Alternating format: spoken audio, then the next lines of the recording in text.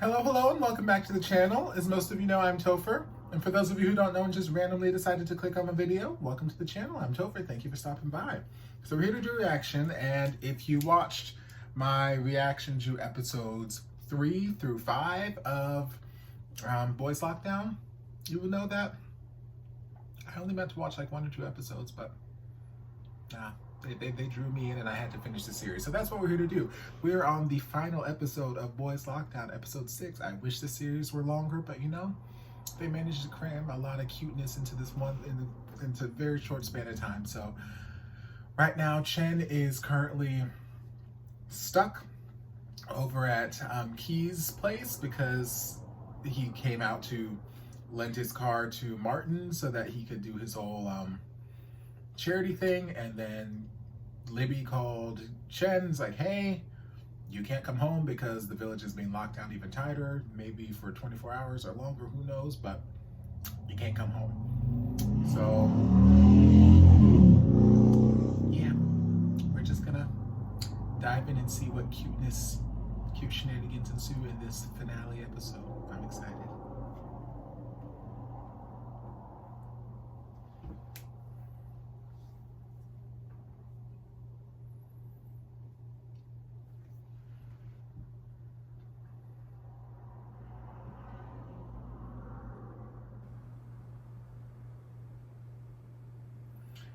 Is he finally going to discover that his poster is actually Chen?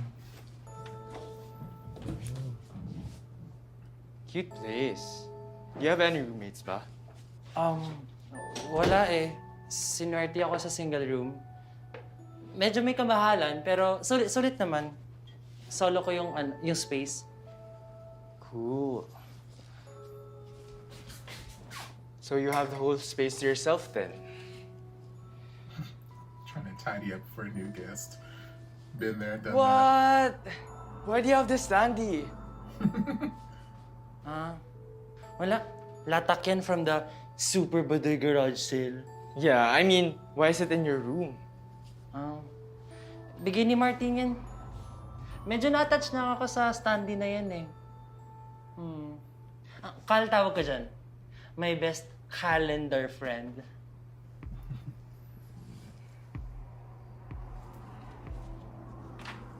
May trivia ako sa standee na to.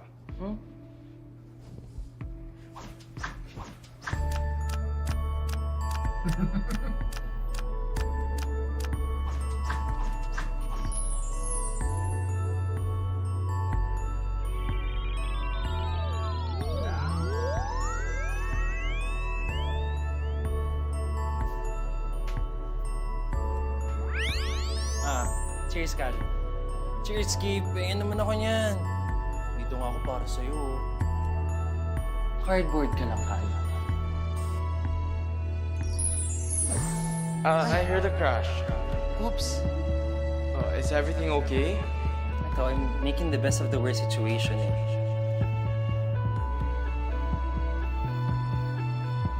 Okay, Kal. Definitely hindi nga sa akin to.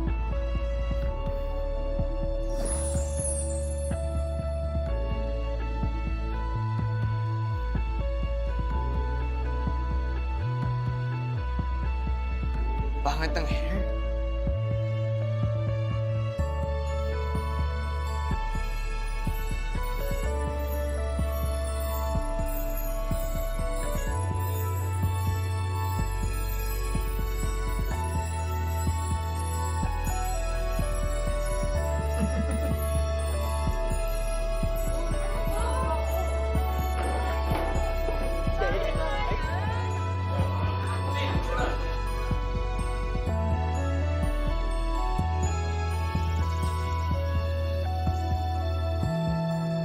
For you. Gawin mong decor sa dorm mo. Sa'yo talaga yan. Alam mo, agree ako dyan, Kal. Gawa ako ng way para magkita kami ni Chen!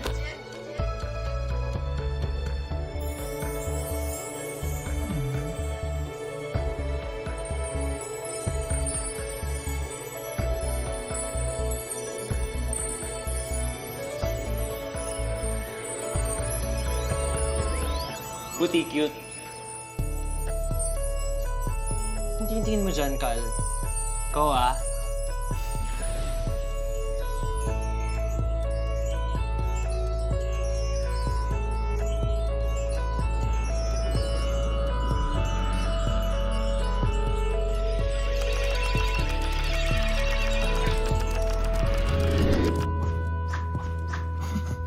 Does it look familiar ba? Oh my God. Wait. Ikaw yan? Ikaw yan? He been in your room this whole damn time.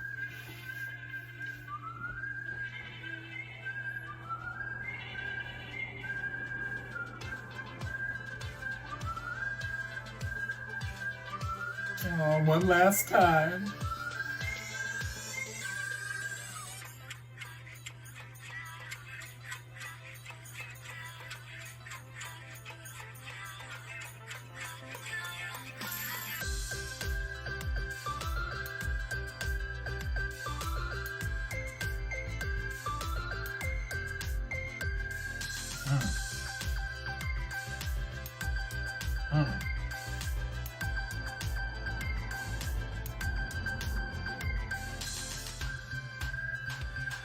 Praise Jesus.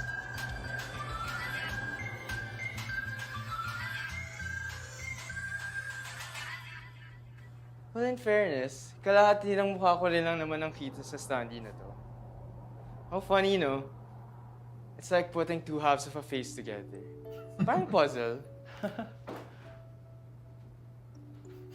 This standee brings back so much memories. May brief stint kasi ako as a print ad model. Usually mga vitamin supplements na walang therapeutic claims gaya na to. I've always hated this ad though. Pangit kasi ng hair. Hoy! Huwag kang ganyan kay Kal. Siya na nga lang kasama ko ngayong lockdown eh. Sorry naman, Kal. Sorry. Pogi ka pa rin naman. Okay lang, nandito naman na yung real version ng standee na to. So di ka na magiging lonely. Yoko. Yoko nga, no? Si Kal pa rin yan. Hindi yan ikaw. Sige na, sige na. I kinda like the thought that I was inside your room all along.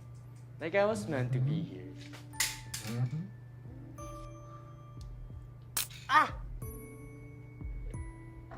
Nakuryente ako.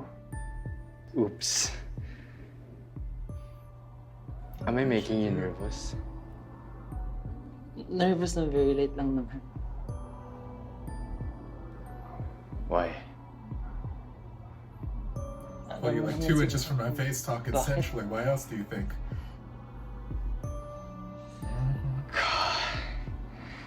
I really want to see your face now.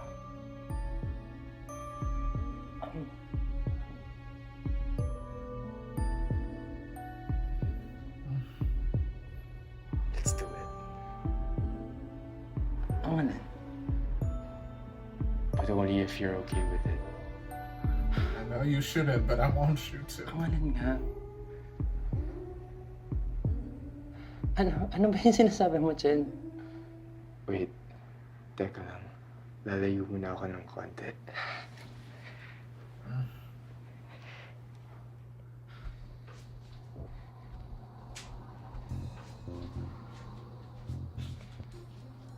Okay. What if we take off our face mask for exactly 5 seconds? Just so we can say hi face to face with our bare faces. 5 seconds? Should it be less? Okay ako sa 5. Wait. Ang layo mo eh. 10? 15. 12 and a half? The rest of the night. It's fine. Okay, let's do 10. Okay. 10. Talikod muna tayo, tapos count to 3. Pagharap natin, tanggalin natin yung face mask natin. Then we start counting. Game. Nakaka-tense ah. Para naman may thrill, di ba? Sige, tatalikod na ako. On 3. Turns around and he's butt One. naked. That would 2, make it thrilling. 3. 3.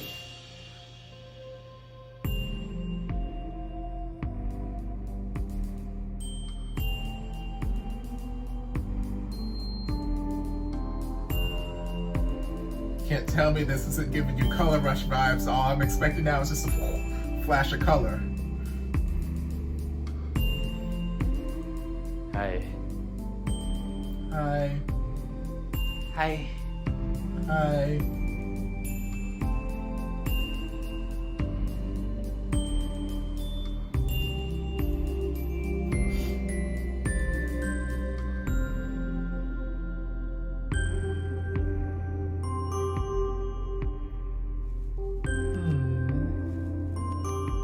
We gotta be safe. Well, now that you officially have me on lockdown for the next 24 hours at least, what should we do next? Tumigil ka nga dyan. Though, may point ka naman na kailangan natin mag-set ng activities habang magkasama tayong dalawa sa kwartong to. I mean, para din sa protection natin dalawa to, Chen eh. Delikado kasi nakakulong tayo sa isang kwarto eh. And alam ko namang alam mo kung bakit. That is true. I mean, don't get me wrong. There are worse places to be in right now.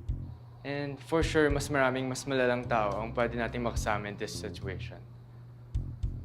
All things considered, kung masustuck rin lang naman ako sa isang kwarto in the middle of a pandemic, I'm glad it's with you. Alam mo, yung mga linyahan mo ganyan, alam mo, dyan tayo madadali, Chen eh. As any consolation, you're not making it easy for me either. It's like you're Every not gonna second that smooth drags talk your by. way into my panties. Mas nahirapan akong huwag kang lapitan I'm sure. or mahawakan. Oh, So paano ang hunting gagawin to? Kailangan natin makasurvive ng 24 hours nang walang ginagawang kahit anong stupid moves na pwede pagmulan ng sakit. We can start with no removing of face masks, no sharing of food, no sharing of utensils, Walang hawakan. no touching, no hugging. Kissing is definitely out of the question.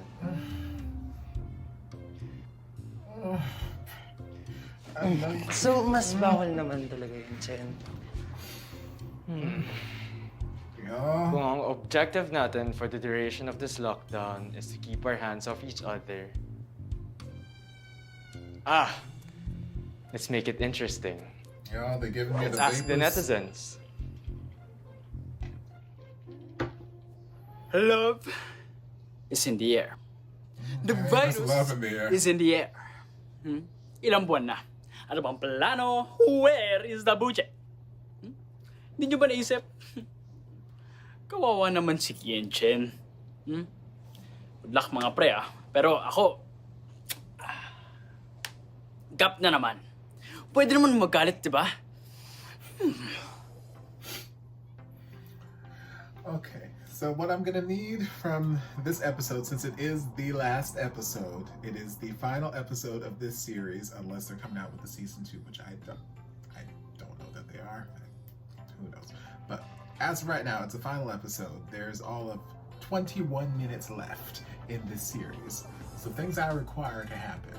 I need at least one more shirtless scene with Dickie, one more shirtless scene with Wills.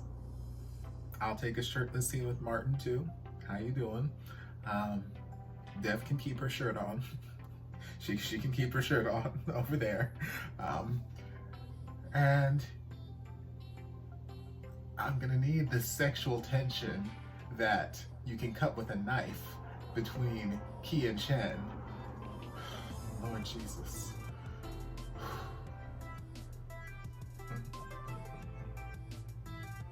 Praise Jesus. The only thing I will say that I might change about the first half of this episode, or that I didn't particularly care for, when Chen was doing the back and forth trying to get Ki to realize that he was the model in the poster. Like, the flashbacks were cute and they were very effective, but I felt like they were just a bit too long. They gave me a bit too many flashbacks. Like they're flashing back the whole entire damn series, and like I literally only needed maybe like 3, 4 different scenes for you to flashback, and the flashback needed to be just like a 10-15 second block. But they were giving me like scene after scene after scene after scene after scene after scene, which yes, they're very sweet scenes, very endearing scenes, give me all the feels, but I'm like, y'all could have dialed down that flashback segment just a bit. It felt a little long, a little heavy-handed with the flashbacks. But yeah, other than that, like the chemistry between them, like it just, I don't know, like I haven't, I was gonna say I haven't felt this way watching 2 characters before, but I don't know if that's quite the truth, because like in Where Your Eyes Linger, like Taeju and Kanguk, like they had a chemistry between them too, where I just always wanted them to just pounce on each other, and I just want them to devour each other. And like here, they've got that same kind of energy where like, yes, it started with a very light, easy, warm, fuzzy feeling, just hopeless romantic kind of thing, yes. But then like in the last 2 episodes, that whole hopeless romantic, I'm wooing you vibes has like slowly but naturally like transitioned into the I want to devour you phase of like the attraction, the beginning phase of a relationship where like you can't get enough of the other person and you just want to just devour them. Like you look at them and you just want to eat them up. You just want to swallow them whole, and it's just like it's a part of life. It's a part of relationship. It's not all fuzzy feelings. It's sometimes it's raw, just So I like how that developed, because like I feel like with Where Your Eyes Linger, like yes, that sort of, you know, sexual tension, whatever, that you can cut with a knife was there, but I don't know that they really worked up to any kind of payoff of that. Like they worked up to the romantic kiss at the end. They gave me that, and I was like, yes, thank you, Jesus. But they didn't work their way up to and like have a sexual like when they kissed, I didn't feel like passion, aggression. I felt like romance and butterflies, if that makes sense. Where like here, I feel like if Chen and Ki kiss, yes, there's going to be warm, fuzzy feelings and butterflies, but I'm also going to feel like heart flutters and tingles in the basement. You know, basement's going to be flooded, and it's like, okay, like I feel like that sort of vibes are going to happen, and I don't think I haven't felt that combination yet.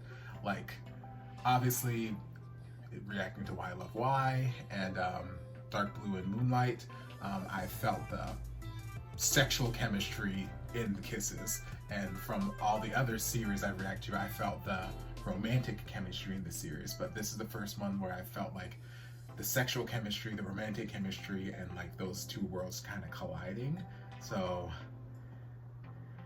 yeah, I've babbled enough. Let's just get into the second half of this episode and see.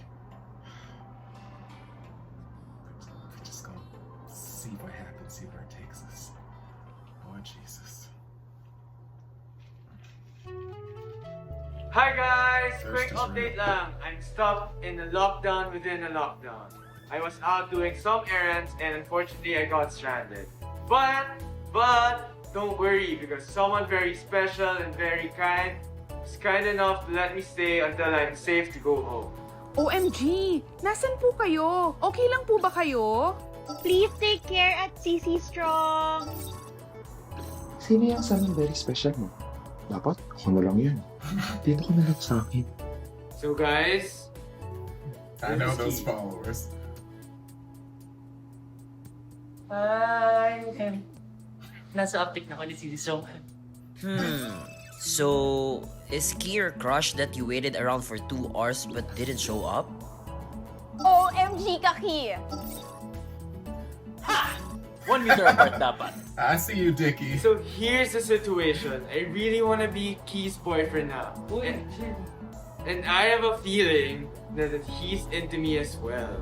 So, obviously, being stuck in a room with him is making us really crazy. Because I really want to kiss him na. Jen, ano ba?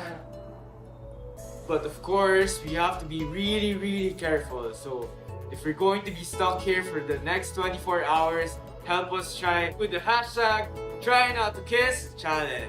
What other challenges do you think Key and I should do? Help us by commenting down below. And don't forget guys, we have to be wholesome, clean, and not to be naughty. Try not to kiss challenge. BRB, dying. Maria Joseph, hindi ko alam kung masarap ba or masakit ang maging nasa posisyon nyo ngayon. ASMR, try nyo. Skincare tips. Mukbang. Dance challenge. Bad idea yata to, guys. Oh my, I have a feeling you guys are gonna go down. Thumbs down.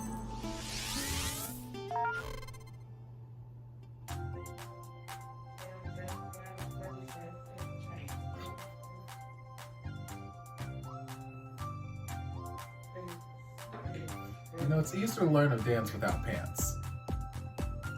So I've heard.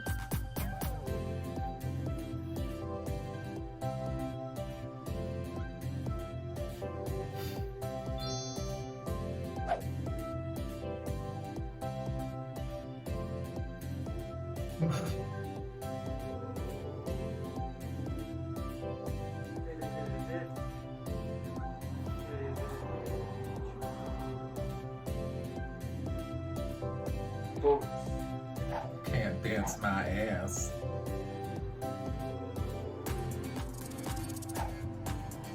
Swear to God, all this man spreading.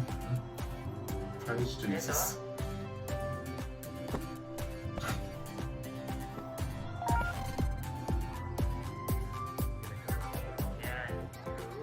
True. Ito, that's ito.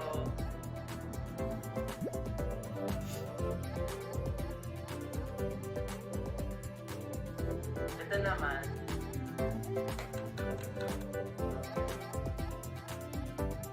Ah.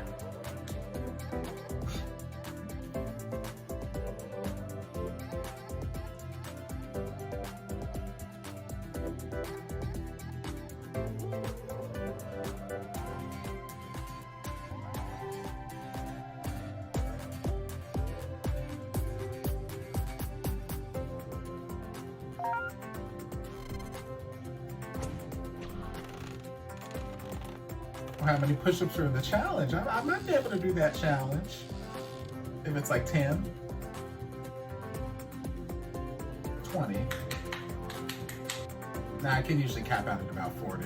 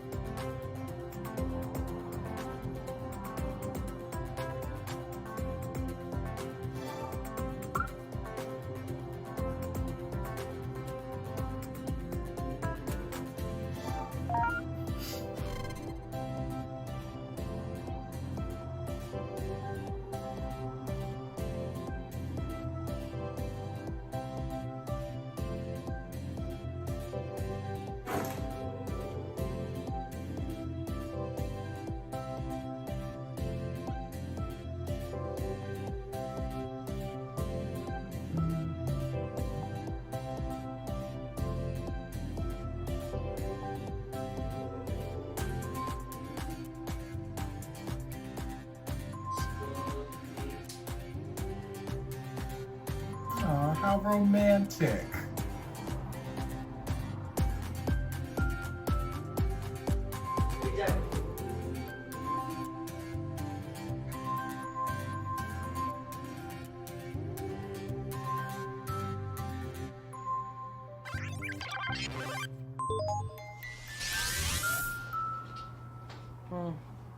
Anong size mo, Chen?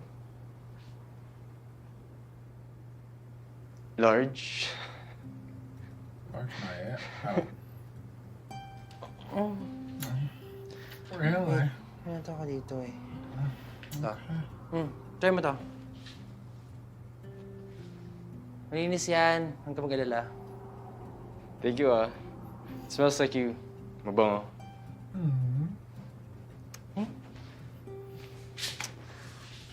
Anong gusto mong dinner, Chen? Meron akong noodles, kung okay lang sa'yo. Noodles are fine. Okay. Ay, nakakapagod din pala gumawa ng content, no? Yes. Nakakagutom. Yes, it is. So far, so good. Karami din tayo.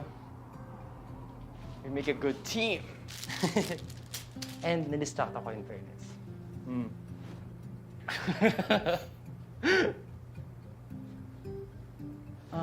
Tayo na, kain tayo. I'm so hungry. Handa na ako kumain. Let's go.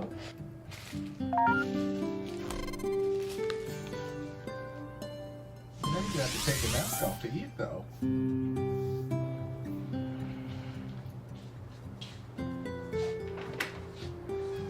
Oh! Mauna ka na. Nah, it's okay. Ikaw na. Mauna ka na, okay lang. Bisita kita. Nah, it's okay. Una ka na. Ano, hanggang bukas tayo dito? Nah, go ahead. Go. Sige na, the door is all yours. Eh di sabay na lang tayo. Tara. Ayoko! Hoy! Walang Una ka na. Walang ganyan. Tara, sabay. Sige ako na. Paulit-ulit naman tayo dito, Chen eh. Hanggang bukas tayo maghintay. Una ka na. Please. Sige, okay, fine. Kahit kakasabi ko lang talaga kayo na wag na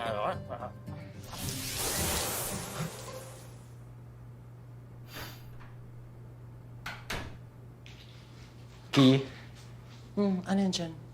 I've identified a new problem. Sleep. Ano yun? What are we gonna do about this? Saan ang kama ko? Yup, so what are we gonna do about that? Build up a pillow barrier between you two. You face one direction, he'll face the other direction. Alam ko na. Wait. Or put his ass on the floor, that's fine too. Sa kama ka na nga matulog, Chen. Why? Bida na ka sa sahig. Bilis. Sasayag na ako. Kwarto mo to, no? Bisita kita. Tsaka, dito na ka muna tulog. Bilis, dito ka na. Oo. Akin na. Ako na. Ako na. Ako, Chen. Ako na. Bilis. Ano? Mag-jack and point na lang tayo. Fine. You know how every series I who's your watch, I takes to pick bed? one of them that I relate to the most. Sige. I'm 100% Key in every situation so far. Daya.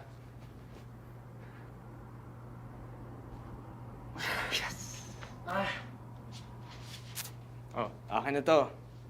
Besides, I don't want you inhaling dust from the floor because you're more vulnerable. Oh. Ano mo muna to, Chen? Excuse me. Kulang ka pa.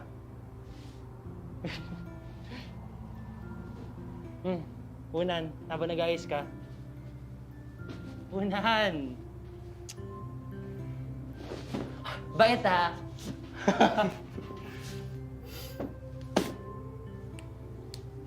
Yan, ginusto mo yan eh.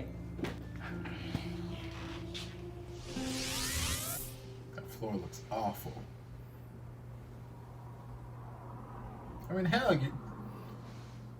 you might as well have put him in the same bed then, since you're sleeping on the side closest to him.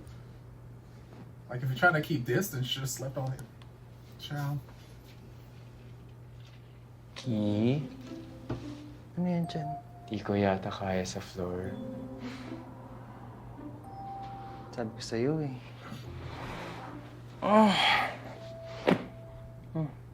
Dito ka na. Palit na tayo. May space naman yata for the both of us. Huwag ka na matulog sa floor.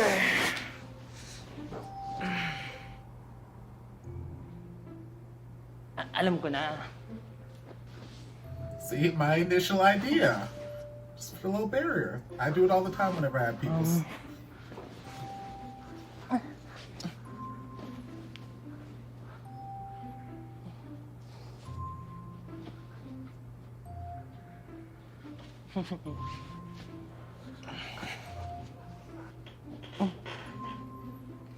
See? Kasha naman pala tayo eh.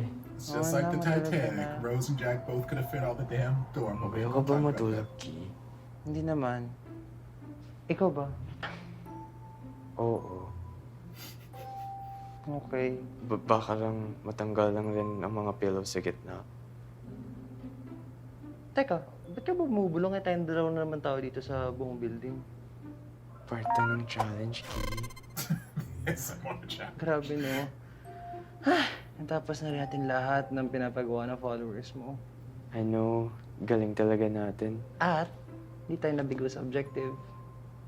Right. It hasn't been 24 hours yet. Kinaya natin. True. True.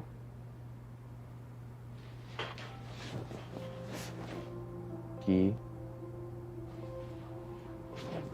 Yes, Chen. naka-face mask ka pa. Oo.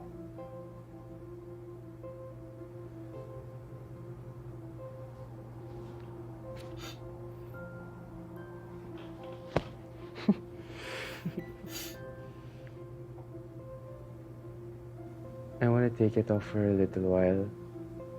Di kasi ako sanay going to bed with it. Sige, bilangin mo na lang ulit. Tapos, balik mo after.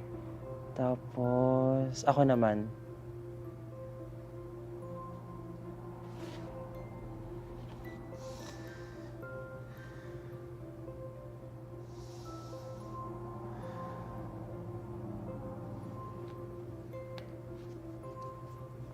Oh, ikaw naman. Hope y'all not gonna do this the whole damn night, because they never got time for all that. Okay, Chen. Ki, Ano yun, Chen? I think we're going to fail in this challenge. Kaya natin to. Please. Onting tiis na lang. What if we try it for at least 5 seconds? Ang alin? Hoy, ang alin nga, Chen?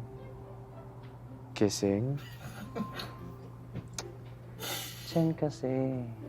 5 seconds lang. Diba there's a 5-second rule sa food? If it touches the ground within 5 seconds, malinis pa rin and you can still eat it. See, that's the kissing It still equivalent of uses the same just the principle tip. kaya. It is something that you put inside your mouth pa rin. Diyos ko, Lord. Lahat ng effort natin dito din pala babagsak. Okay, Chen. 5 seconds, ha? Huh? 5 seconds. Yun lang bibigay ko sa'yo. I think the game is called 7 Minutes in Heaven, but I'll take it. Let's just gargle with mouthwash after. 5 seconds. So, galingan mo, ah. Wala nang nakaw na halik to. And dapat prepared tayo pareho. Okay. Maybe gargle with mouthwash beforehand too. You know, just get the alcohol. Teka. Pag tapos na ito at nakauwi ka ng lahat, mag-self-isolate ka ng 14 days, ha? Ako din. And magbalik-taala lang tayo kung ano't ano man.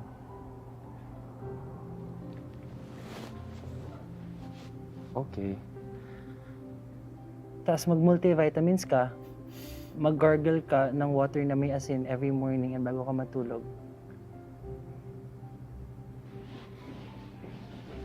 Okay. Tatanggalin ko na yung face mask ko. I think I got it.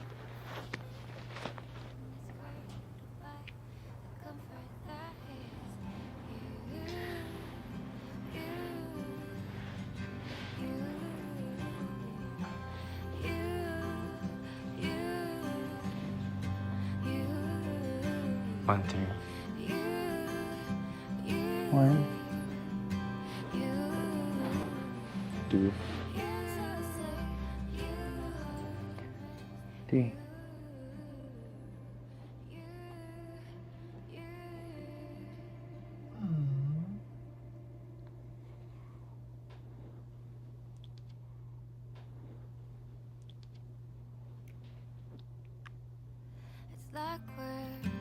Yes, play some music. For 5 seconds, tumahimik ang buo kong mundo. It's just more than 5 Tumahimik seconds. ang utak ko. 5 seconds stopped like Wala 2 minutes akong ago. ibang inintindi kung hindi ang labi-litsan sa labi ko. For 5 seconds, hindi ako nakaramdam ng kahit anong lungkot. That kind of 5 seconds, you okay, whatever.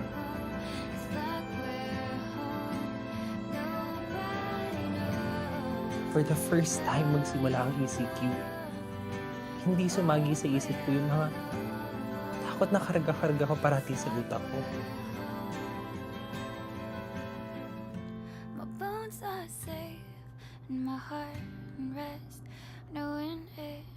So now Wills is the only person who doesn't have a love connection. Nakalimutan ko na bigla at agad-agad tayong pinagkaitan ng mga bagay na nagpapasaya sa buhay. Sa pagiging tao. Unless Wilson Martin, maybe.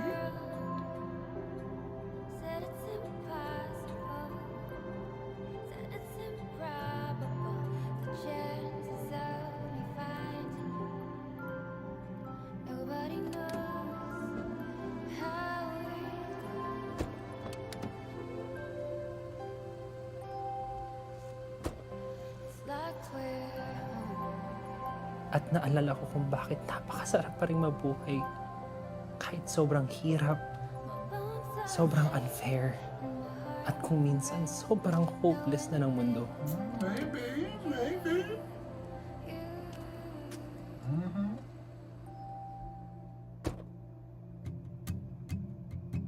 That kiss was the sweetest, wettest, yummiest, most memorable first kiss I ever had. I felt like I was giving the coronavirus a big middle finger in its giant ugly face because I won. I was kissing Key and he was kissing me back. It was undeniably the best thing I ever did in a long time.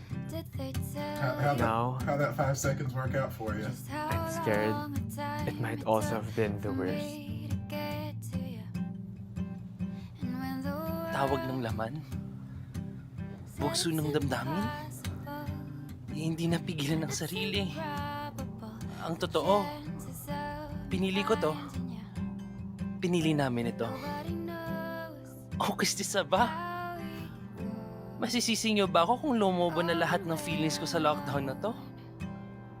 Nagawa kong mataranta, magmukmok, magreklamo, magdabog, magpanik, at lalo na ang malungkot. Pero ngayon kasama ko siya dito sa maliit kong mundo. Ganitong kapiling ko si Chen. Buong loob kong masasabi na kahit ano pa man ang mangyari ay hindi ko magagawang magpatalo. May pandemya man o wala.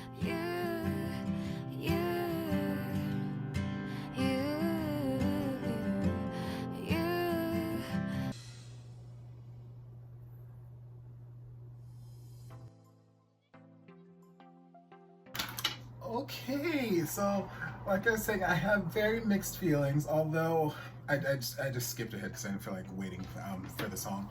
And the very last frame said Key and Chen will return, so I don't know if that means that there's going to be a season 2. If there is, I'm excited because I feel like yes, the season ended nicely, but it ended in a place with a lot of the stories open-endedly, where I feel like things could be explored a lot more between Dickie and Libby, between Martin and Wills. there's also Deb and her mystery volleyball captain lady and whatnot. It's like there's a lot of open-ended stories I feel like could be, you know, develop a whole lot more. So if there is a season 2, that makes me excited because I'm very curious to see where those stories would go. But when it comes to Key and Chen, like there's the part of me that's really, really happy that they finally got to be together, that they got that moment, and they got to have that kiss. Because like I keep saying, anytime I watch these series, whether it's a BL series or a gay drama or a romantic comedy or whatever the hell it is, like I watch them, you know, for the sake of, you know, watching the storytelling, going through the world and all that kind of stuff, but then with the intention of building up to this pivotal climax moment of, you know, just that big payoff in a romantic movie where, you know, the orchestra swells, the heavens open up, they kiss, and it's all just beautiful. Like I live for those moments. That's what I work myself up to watching these series. I work up to those moments. So I'm glad that we got to have that. But there's the other part of me that is a little hesitant because I'm like, it just seems like in their world that they're living in right now, it just seems like such a stupid decision to make. Like, I get it, you know, temptation is there, and like he was saying in his voiceover, like, you know, all these emotions, all these feelings were bottled up inside him all throughout pandemic, and then, you know, he met Chen, and, you know, things just built and built and built, so it just all just kind of exploded. And, you know, he doesn't regret any of it, and, you know, regardless of what happens, you know, whatever. So, like, I get it. I understand how, you know, things can be pent up, and just that one moment of weakness, you just let it all out. But at the same time, I'm like, we're in the middle of a freaking pandemic, y'all. Like,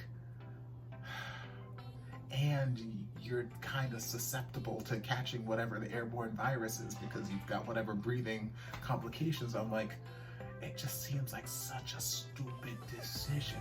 So there's a rational part of me who's like, yo, it's stupid. Like, stop. And then there's the hopeless romantic part of me that's just watching, you know, two boys fall in love who's like, oh my God, it's so sweet, so romantic, oh my God. So, like, I'm torn. Because, like, yeah, Hello Stranger and Game Boys took place under the same guise. We're like, yes, we're in the midst of quarantine, we've got this virus going on. But when it came time for those couples to have their kiss, like in Game Boys, they established they had their first kiss through the plastic, which was cute. But then, like, episode 13, they established, oh, hey, I just got the results of my test and I'm negative for corona. It's like, oh, cool, I just got mine too. We've established that neither of these people have the corona. So, okay, let's make out, let's do some things. Hello Stranger, like, you know, the end of the season, they didn't kiss. They hugged, but, you know, they're still wearing masks and whatnot. But in the movie, there weren't any masks. I don't remember seeing a single mask anywhere in the movie. So, like, I feel like in the guise of the movie, they've moved past the pandemic and they've moved past, you know, they moved past that. So they're not living with masks and all that kind of stuff. So they're in a different world where the virus isn't a risk factor right now. So when they had their kiss at the end,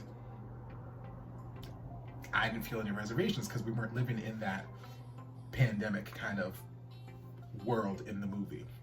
But here, the pandemic is very, very, very prominent, very prevalent. That's why they ended up being stuck together, because the pandemic is very, very prevalent. So I'm like, it just does,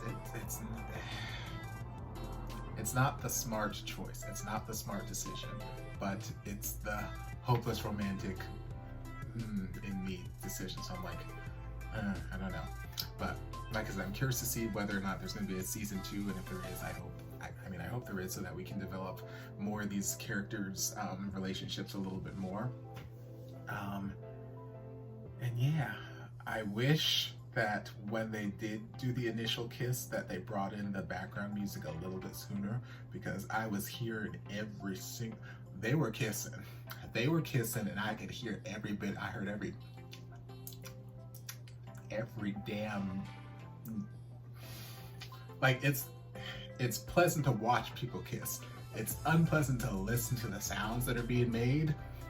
It's much more romantic to just watch them being kissed and have a nice backing track, you know, scoring underneath. So when the music finally kicked in, it's like, okay, thank you. But those first like 2-3 seconds, I'm like, it's not the ASMR experience I was hoping for. But, and let's talk about this 5 seconds. I don't know what 5 seconds they grew up counting on, but that wasn't even Mississippi's. That wasn't, you know, 5 1000s or nothing. That was just like, I don't know who taught them to count 5 seconds, but that wasn't it. That wasn't it. But I'm not mad about it. Y'all finally waited. Y'all waited for this moment, so you might as well take it. He's already in your damn mouth at this point, so you might as well take advantage of it for a little bit longer. But it was cute. It was cute that, you know, they brought the Uptick family in, trying to help them do the whole, you know, try not to kiss challenge, you know, and it was cute. Just the interactions that they had, it was cute. Although I felt like you can only do so many challenges in one day. So like eventually they're gonna run out of shit to do. Like you can only learn a dance for so long. You can only redecorate your room for so long in a day. You can only do this pretend skincare, whatever, for so long. So it's like, y'all gonna run out of stuff real quick, and then what y'all gonna do? But yeah, it was cute. It was cute. They could both fit on the bed, obviously. Another Jack and Rose situation for Titanic. Both bitches could fit on the door, but that's neither here nor there. And yeah, it's a cute ending to a cute, fluffy series, and I'm torn. Like I said, half of me is happy with the cute, fluffy ending, and the other half of me is like rationalizing, like, bitch, y'all done fucked up. I hope y'all are safe. Hope y'all are good in the world of boys lockdown. And yeah, but overall it was nice. It was nice to have a series that, for the most part, was just fluffy feels and wasn't about making me cry and get all emotional. Because, like, yes, I love all those series, your Guys Stop Your Game Boys, Hello Strangers, and all those other ones that I've watched thus far. Like, yes, I love them. I love feeling feels. I love feeling, you know, seeing real stories and having them touch me. But at the same time, just like music I react to and listen to, like, everything doesn't have to be an emotional roller coaster. Everything doesn't have to be a gut punch to the feels. Sometimes you just want to listen to a song that's just fun. Sometimes you just want to listen to a song that's just chill. Sometimes I just want to watch a series that's, you know, just light and fluffy and fun. I don't always want to be smacked in the face with feelings. I don't always want to be stabbed in the heart, you know. Sometimes I just want a nice, something I don't have to think too much about. And that's what this was. It was a nice, you know, just break from some of the other series that I've watched thus far. So yeah, I hope you guys enjoyed. Thank you for going on this little journey with me. If you did, don't forget to like, comment, subscribe, share, turn on notifications so you'll be notified when all my shenanigans get posted. If there's anything else you'd like me to react to, be sure to leave it down in the comments, and I'll get to it as soon as I possibly can. If you'd like to support the channel in other ways, you're more than welcome to join us over on Patreon. You don't have to, but you're more than welcome to if you want to. And I'll see you guys in my next video. Love you. And before you guys go, a shout out to my amazing patrons. I can't begin to express how thankful I am for your support. And if you guys would like to join us over on Patreon, the link is down in the description. I love you guys.